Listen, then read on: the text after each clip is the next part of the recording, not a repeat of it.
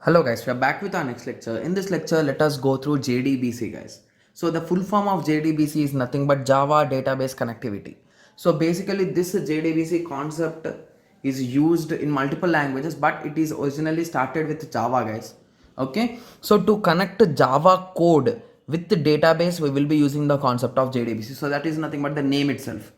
Okay, so Java Database Connectivity, to connect a database with the Java, we are using this. Simple, right? Yes. Okay, so in our last lectures we did discuss some introduction, like basically we didn't discuss anything depth. We just gone through some introductions, right, of how to connect Perl and how to connect PHP. Okay, so in this lecture we'll be discussing about JDBC completely. Okay, so JDBC is a standard API specifically developed to move data from the front end to the back end. So any kind of database activities, if you are hearing that, so the main goal of those things, like even my you learned about PHP, right? So in PHP we discussed about connectivity. So why we are learning it? Just to collect the data from the PHP. So basically from the front end of the website, which is a PHP file, in that you will be collecting the data, you'll be storing that data into some variables, and these variables you will be passing into the database and you'll be storing in the database. So indirectly you are collecting the data from the front end to the back end. So this is the main objective of the databases guys, like activities between the database and the websites. So most of the websites, not even most, every website will be collecting the data guys.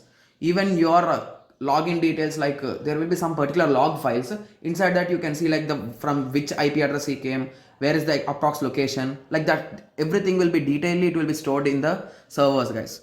Okay, so this API consists of classes interfaced which are written in Java. So that is the reason why it is called as Java database connectivity. So and the one more reason is that this can be used with multiple languages guys. Okay, I heard that, but I'm not sure about it. Okay, so it acts as a channel between the Java program and the database. Okay, so if you take a small example, so here is a Java application guys, and here is a database. So basically to connect to these two, you need a JDBC driver, and your Java application will be having a particular API. Guys will be discussing about this. These things are called as the drivers guys. So like how when you are going somewhere, if you are not having any driving license or anywhere, you will be appointing a driver, right? And he will be taking you to everywhere. So in the same logic here in Java, to carry that data, a driver will be there and he will be transporting the data here and there. You can assume or you can remember in that way also, because the internally the logic is that only. Okay, so basically the logic will be working in this way. So initially you will be initializing the driver guys. So you will be getting a car, or just assume that you are trying to go to one place to another place. Okay, so this is one place and this is the other place. So you want to send your kid or you want to go. Okay, so assume in that way. So you appointed a driver to take him, like he's a small kid, right? So you cannot send him directly, or you assume that your sister or your brother, smaller sister or smaller brother. Okay, so you want to send them to somewhere. So you will be appointing a driver if you want to send him in a car or somewhere. Okay, so you appointed a driver and he'll be carrying your brother inside the car and he'll be taking him to the destination, right? And he'll be bringing him back once everything is done. He'll be bringing him back. Okay, so the same logic here also. This is front end, this is back end. So you'll be appointing a Java driver guys. Okay, so this Java driver will be connecting to your Java program, and whatever program you are written, so in that there will be some set of statements, right? So you know SQL, right? So SQL is nothing but a language, you can say. It is a structured query language, the full form. It is a language which is used to connect or to communicate with the databases guys.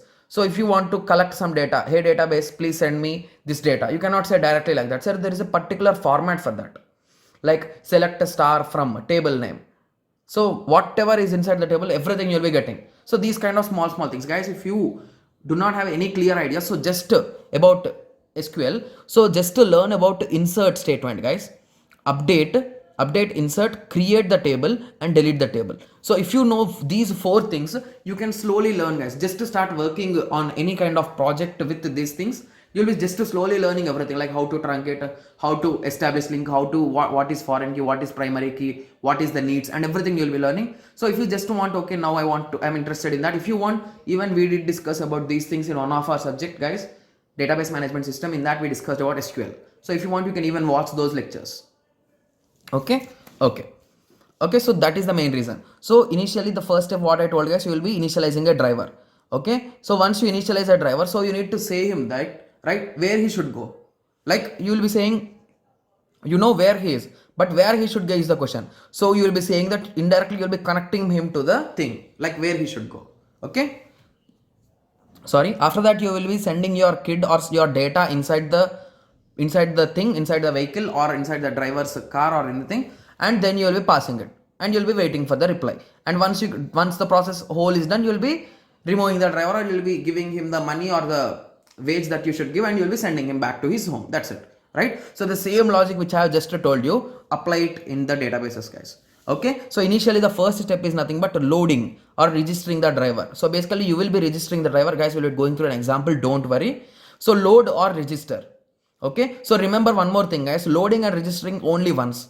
So if you got a driver, you can use him for multiple reasons, right? Or is there any reason that you should only use for your kid, or you'll be using for your kid, you'll be having one, and for you are having another, for your friend you'll be having another, like that? No, right? You'll be having for all of your family members, you'll be having a single driver, and he'll be carrying whenever someone wants to go somewhere, he can take, right? So that is the reason why it is executed only once. It's only a one time process. Until you close it, you can use him anywhere. Okay, like until you remove him from the job, you can use him anywhere. Okay. Okay, so your question now will be, okay, we got the point that how in real life we can connect these kind of concepts, but how you can do it in programming, right? So that could be your question. Okay, so we are having two methods, guys, to do this. So the first method is a for name method, and another method is register device. So basically most of the programs which we learn or which we see in real time, they will be using for name class only, for name method only. Class.forName, here we load the driver file into the memory at runtime. So basically once this statement is executed, this particular driver will be initialized, guys. Okay, so now this driver is ready for you, for your work. Okay, so similarly we are having driver manager. So this driver manager is inbuilt class with static member register. Okay, so it will be in this way: driver manager dot register driver, new oracle dot jdbc dot driver dot oracle driver. Guys, if you are a bit confused about this thing, so these is the file directory, guys.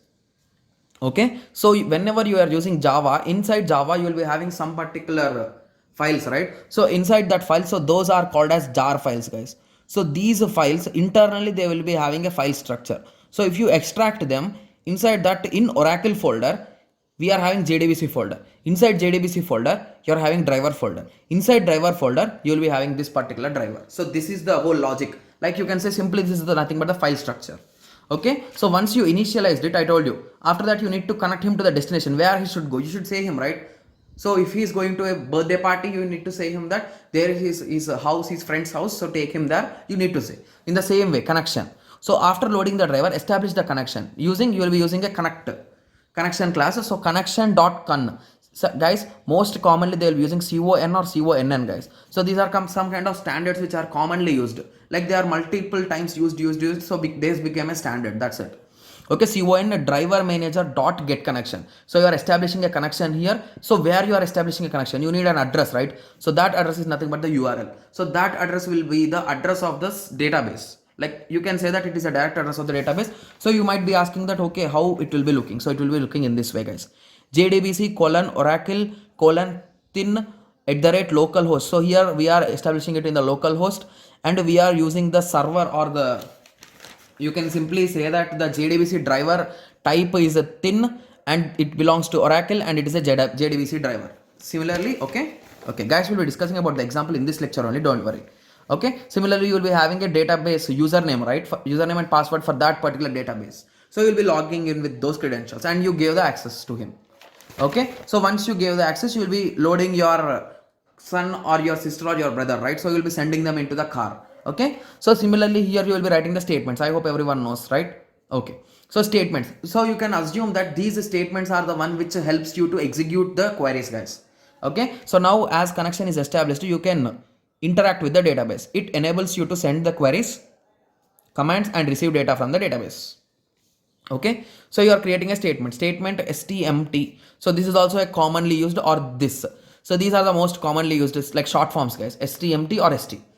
Connection, we wrote CON, create a statement. So here you are creating a statement with the name stmt. So basically this statement you will be trying to execute it, guys. Okay, so once this is done, in between these next step also, you will be just writing some SQL statements, guys. Or you can even define them directly, or you can write them predefinedly. Okay, it depends on you. Okay, so once you are done with this create statement, after that you will be going to execute the statement. Okay, so here the whole queries, I told you like we can do 4 queries, right? So the first query is nothing but insert, right? And okay, so first should be create, after that insert, after that update, and after that delete. So basically in these 4 statements, so create is nothing but you are creating something, you are updating something, you are doing something, you are deleting something. So we are missing one statement, guys. So it is nothing but to print data. So here everything is you are inserting into the database. But if you want to print that data on your system or on the website, so how you can do it? So for that you will be using the select statement, guys. Okay, guys, if you want, you need to know these basics, guys, before continuing here. So please, if you are not having that much idea, please go to any website, guys. Some basic SQL, you can learn these things. Like those are really simple. We'll be discussing them, but if you want some more in-depth idea, you need to learn them. Okay. Okay. So now we are dividing the whole statements into 2 types, guys. So the first type is nothing but retrieving, where we will be getting the data, and the second type is nothing but updating or inserting, where you will be sending the data. Here we are getting the data, here you are sending the data. That's it. Okay, so why we are separating them is nothing but, if you are sending the data, what will you be expecting? You'll be expecting whether a success or failure. Whereas if you are getting the data, what you'll be expecting? You'll be expecting the whole data. So data you need to represent in some kind of format, right? So that format is nothing but result set, guys. Okay, in JDBC we'll be calling it as, in Java we'll be calling it as result set. Like whatever you are getting from the select statement, you'll be storing that in a result set. That is also a class. You'll be using RS to represent it. Okay, so first let us go through update or insert. So query for updating or inserting in a database, we'll be using this execute update. In bracket you will be writing the SQL query. So in double quotes you will be writing, or you can predefine it, and you can directly write SQL. Anything will work. Okay, so it will be in this way. So here I predefined it. So string SQL equal to any update or insert query, or delete or create also. So you can use all 4 of them. Okay, so after that I wrote int m. So basically whenever you are executing update, so execute update, when you are running it, if it returns 1, it is a success. Anything other than 1 is a failure. You can remember in that way, simple logic. Okay. Okay, so now you are initializing the value, the result that it is giving into m. So if m equal to 1, you are just system dot, guys, I have written the shortcut, guys, system dot out dot println. So we are using in Java, right? So that is the reason why system dot out dot println insertion successfully. So assume that this is an insertion statement. So we are just printing insertion successful, else it is a failure. Okay. Okay, guys, this is just a simple example, guys. Don't worry, we'll be discussing one example with all the 5 steps with some basic Java code. Okay. Okay, similarly for executing a query, so here we are trying to get the data. So in that time we will be using a set called result set, guys. So result set, for this is also a common name which is used, RS, to represent it. After that equal to statement. So here we are using the statement, guys. I told you, right, we'll be using the statement to connect. So statement execute query. So SQL. So assume that SQL is a query. So there we are trying to select something. Okay, so now all your data is stored in RS, right? So now you might be having a question that, okay, now everything is in RS. So can I directly print system.out.println in without any quotes?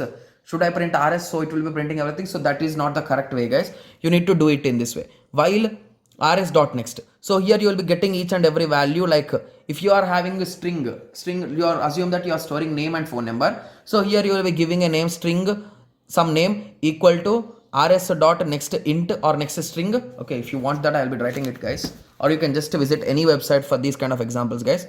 Assume that you are getting an int type, guys. So int x is equals to rs.next int.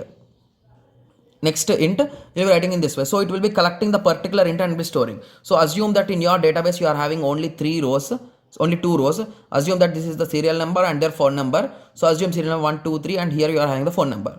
So basically whenever you are starting this while loop rs.next, so when you start it, it automatically collects the first data, guys. The pointer will be here. Okay, so it will be checking whether the next value is existing or not. Whether, yes, it is existing, so it will go inside and it will be checking the first serial number. So here you wrote rs.next int. So what is the first int value? It will be collecting that and you will be storing it in x.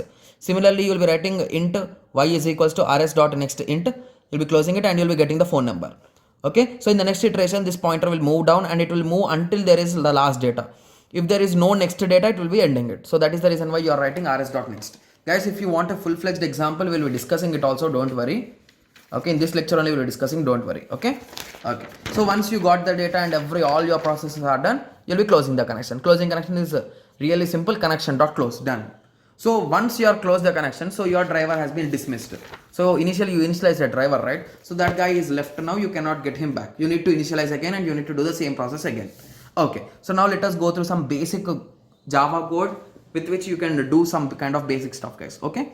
Okay, so initially you wrote the SQL and utils, and then you are starting the main class. So public static void main, this is nothing but the boilerplate code, you can say. So after that you wrote the URL, username and password. So these things you will be using in connection, guys. Okay, so after that you are taking input from the user. Okay, so you are using scanner class, and you are asking him to enter the name. So the name is stored in a name, roll number in roll number, and you are entering the class name in CLS. Okay, so now your goal is to insert these things into the database. Sorry for that. So assume you are having a student one table. So with 3 rows, of the first one is name, second is roll number, and third is class. So initially you are initializing the connection to null just to confirm that there is no issue with that. So once it is done, you will be initializing the driver, then you will be establishing the connection, then you will be making the statement, then you will be writing the execution statement. So here we are just simply updating it, right? So updating, so basically remember that, guys, whenever you are writing only select statements, you will be executing them. In any other situation like creating, updating, deleting, and in all those situations, you'll be directly using the update statement only, execute update. So here you got one means it is success, else it is a failure. If there is any kind of exception like the table name is wrong and all those things will be caught here. Okay, so I hope everyone got some basic idea about JDBC, right? Sorry for the lengthy lecture, guys, because it's already 15 minutes, already 16 minutes, okay? So I hope everyone got some basic idea about JDBC and you are clear, right? So if you are a bit confused still, just try 1 or 2 codes, guys. Try coding it or just watch some kind of example so that you'll be having a clear idea. Okay, so in the next lecture we'll be going through the JDBC driver. So I told you, right? So here I told you this is a driver name, thin, right? So like that we are having 4 different drivers, guys, and the thin is the only driver which we will be using, guys. Okay, so we'll be discussing about this in the next lecture. So let us meet in the next lecture. Thank you. Thanks for watching.